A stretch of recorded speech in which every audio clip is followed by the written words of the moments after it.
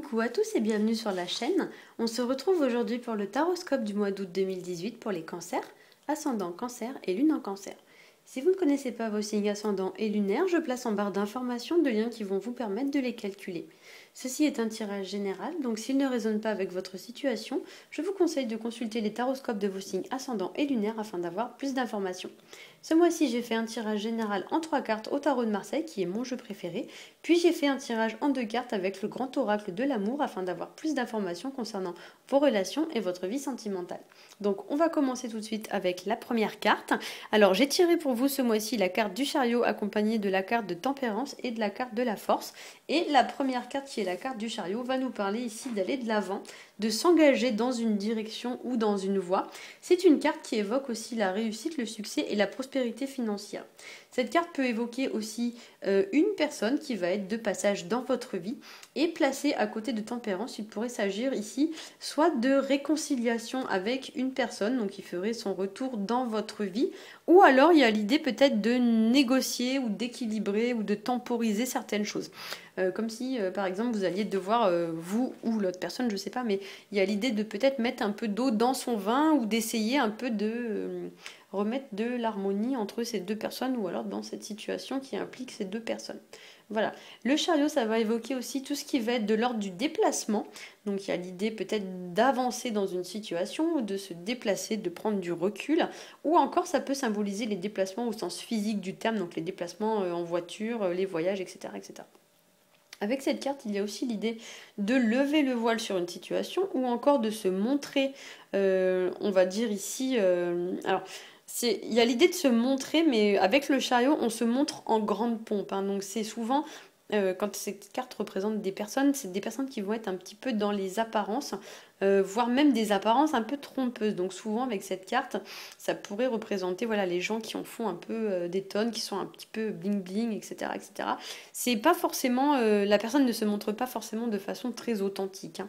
Voilà.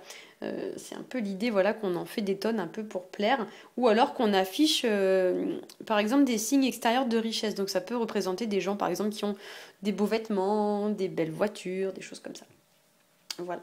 La carte du chariot, ça peut représenter aussi dans ses mauvais côtés les gens un petit peu vantards ou encore voilà, les gens voilà, qui étalent leurs moyens financiers ou qui rendent un peu les gens jaloux, qui en mettent plein la vue. C'est vraiment ce style de personne.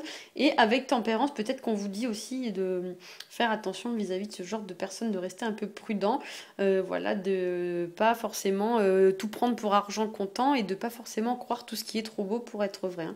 Tempérance, c'est une carte qui invite un petit peu, voilà, comme j'ai dit, à mettre de l'eau dans son vin, mais aussi à rester un petit peu sur ses gardes, hein. C'est pas une carte, c'est un peu une carte de prudence en fait. Voilà.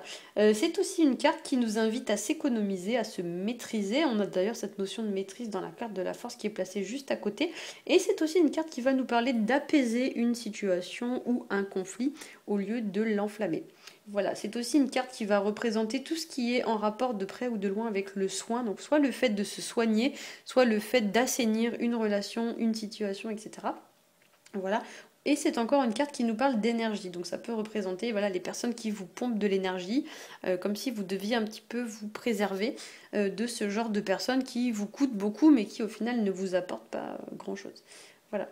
C'est aussi une carte qui représente les personnes liées au passé, puisque Tempérance est un ange. Donc tout ce qui est de l'ordre des anges dans le tarot, ça peut représenter les personnes du passé qu'on a côtoyées au passé, et placé à côté de la carte du chariot, il se pourrait qu'il y ait une personne, voilà, comme je l'ai dit, qui fasse son retour dans notre vie, ou qui fasse son entrée dans notre vie, puisqu'on ne sait pas si le chariot part ou s'il arrive. Mais effectivement, il se pourrait qu'il y ait une personne, voilà. Si c'est une personne du passé, ça pourrait être une personne qui revient dans votre vie. Et si c'est pas une personne du passé, ça pourrait être carrément une personne qui fait son entrée dans votre vie. Mais effectivement, il se pourrait que ce soit une personne un petit peu voilà, un peu bling bling, voilà, qui est pas forcément hyper authentique, hein. C'est peut-être une personne qui est beaucoup dans le paraître, mais qui n'est pas forcément dans l'être. Voilà. En troisième carte, on a la carte de la force qui, elle, nous invite à maîtriser une situation ou encore à se maîtriser nous-mêmes ou encore à maîtriser une personne, dans le sens qu'il y a l'idée un peu de mettre des limites, de mettre le haut là, ou encore peut-être de prendre des choses à bras le corps avec courage, avec détermination. Voilà, c'est une carte qui vous demande aussi de faire entendre votre voix, de ne pas subir les choses sans vous manifester, sans protester. Voilà, d'agir en défendant vos intérêts.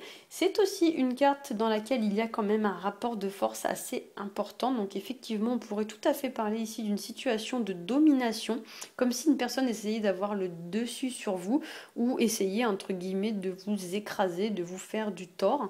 Voilà. Au sens propre comme au figuré, donc soit elle le fait vraiment de manière physique, soit de manière mentale, donc c'est une personne par exemple qui a beaucoup d'autorité, etc., qui essaye un peu de vous rabaisser. Voilà. On remarque aussi avec tempérance et la force qui se tourne le dos, hein. Donc pour certains ici, il est possible que vous soyez en conflit avec quelqu'un ou qu'il y ait une personne voilà, qui soit contre vous, vous vous êtes mis, ou une personne à dos, etc. Ou encore qu'il y ait une situation conflictuelle entre deux personnes où l'une des deux personnes va tenter d'avoir le dessus sur l'autre. Voilà, et comme le conseil tempérance, quand c'est comme ça dans ce genre de situation, il vaut mieux mettre de l'eau dans son vin et chercher à apaiser les conflits plutôt que de mettre de l'huile sur le feu. Voilà. Avec tempérance et la force, on pourrait également parler d'un événement qui va se répéter dans votre vie, comme si vous alliez rejouer une scène que vous avez déjà jouée ou déjà vécue dans le passé. Il y a un peu l'idée voilà, qu'il y a un air de déjà vu avec ces deux cartes, hein. Donc pour certains, il est possible qu'il y ait des choses qui soient un peu similaires avec des choses du passé, comme si vous alliez rejouer un morceau de votre vie qui est une situation voilà, qui va se répéter ou des choses de ce style. Donc après, c'est un tirage général, donc chacun d'entre vous adaptera en fonction de sa situation. Mais voilà, il y a l'idée un petit peu de choses qui reviennent comme ça un petit peu de temps en temps et des situations qui reviennent alors qu'on les a déjà vécues peut-être avec d'autres personnes, mais ça revient pas forcément sous la même forme, mais ça revient un peu dans les mêmes caractéristiques. Et effectivement, ces deux cartes pourraient illustrer parfaitement le proverbe qui dit « Patience et longueur de temps font plus que force ni que rage ». Donc il y a l'idée avec ces deux cartes que parfois il vaut mieux prendre son mal en patience et attendre que les choses aillent mieux plutôt que de rentrer dans le tas comme ça, de chercher à tout maîtriser, tout contrôler. Il y a des choses qui malheureusement ne peuvent pas être contrôlées, on ne peut pas tout contrôler dans la vie. Et il y a l'idée que parfois on doit accepter ça et prendre son mal en patience.